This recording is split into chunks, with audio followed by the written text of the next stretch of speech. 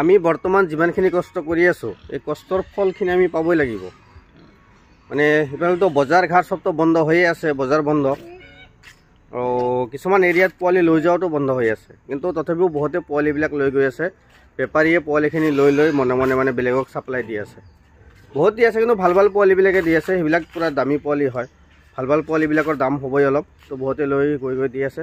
ইফালে বজাৰ বন্ধ আৰু আমাৰ এইখিনিত বেপাৰী সোমোৱাটো বন্ধ কৰি দিছোঁ। আজিকালি কি হৈছে, বেপাৰীও মানে বহুত ভয় দেখাই আছে যে বেমাৰ হ'ব, তাৰ গাহৰি মৰিল, ইয়াৰ গাহৰি মৰিল, এনেকৈ কৈ বেপাৰীও ভয় দেখাই মানে পোৱালিবিলাক লৈ আছে। আৰু বহুতে ফোন মাৰি আছে যে দাদা বজাৰত গাহৰি পোৱালিৰ দামটো ইমান কম আৰু আপোনাৰ এৰিয়াত বা ফাৰ্মৰ গাহৰিৰ দামটো অলপ বেছি। বজাৰৰ গাহৰিৰ দাম কম হ'বই, মানে পোৱালিবিলাক তাতে বেমাৰী 90% মানে বেমাৰ হোৱা পোৱালিবিলাকে ওলায়। কোনোবা গাঁৱত বেমাৰ লাগিছে, গাঁৱত যিমান গাহৰি আছে, ডাঙৰ গাহৰি 1000 টকা চেল কৰি আছে, পোৱালিবিলাক 900, 800, 500, 200 টকাতো চেল কৰি আছে পোৱালিবিলাক। এই পোৱালিবিলাক বজাৰত লৈ পোৱাতে মানে 2-3টা মৰ্টেলিটি হৈ যায়।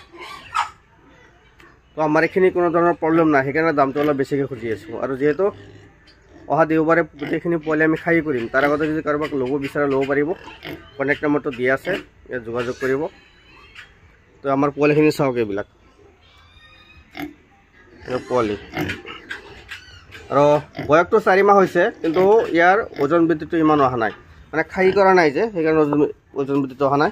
এতিয়া আমি খাই কৰি দিম, ইয়াক খাই কৰি দিলে কি হ'ব, ইয়াৰ ওজন বৃদ্ধিটো সোনকালে আহি যাব। মানে মেলবিলাকৰ যদি 2 মাহৰ আগতে খাই নকৰা হয়, তেতিয়াহ'লে ইয়াৰ ওজন বৃদ্ধিটো ইমান সোনকালে নাহে।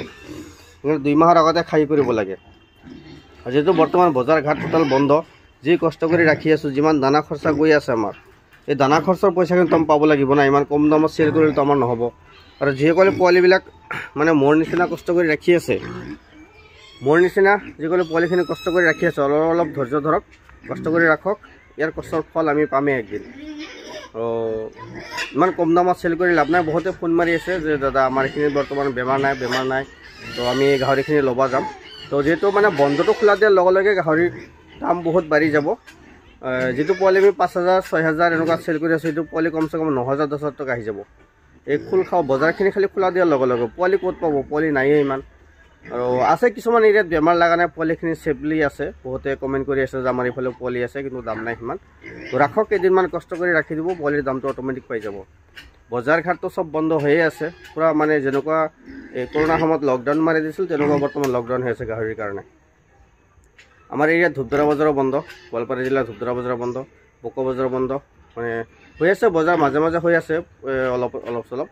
তো বেপাৰীয়ে পোৱালিবিলাক লৈ যোৱা দেখা পাওঁ যে 2 পিচ 3 পিচ লৈ গৈ আছে, কিন্তু আমাৰ ইয়াত বেপাৰী সোমাব দিয়া নাই, আমাৰ গাঁৱতে বেপাৰী সোমাব দিয়া নাই। বহুতৰো পোৱালি আছে, বহুত আছে পোৱালি, প্ৰায় 50টামান পোৱালি আছে, আৰু এজনে পোৱালি দিলে। তো গোটেইখিনি আছে ষ্টকত আমাৰ।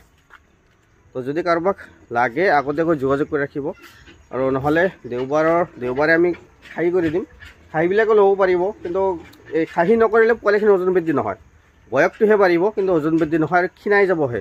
এই একেলগত থকাৰ কাৰণে কেইবাটা মানে গাভিনীও হৈ গৈছে, এই একেলগত থকাৰ কাৰণে ইয়াৰ পৰা কেইবাটা গাভিনীও হৈ গৈছে, একেলগতে আছে, গাভিনী হৈ গৈছে ইয়াৰ পৰা কেইবাটাও। কিন্তু আমি তাৰে মেল ফিমেল ছাইড কৰি দিছোঁ যিখিনি আছে, আৰু ইয়াৰখিনি ছাইড কৰিব পৰা নাই, জেগাই নাই, মানে এইফালে সৰু পোৱালি আছে, সেইকাৰণে অসুবিধা হৈ আছে।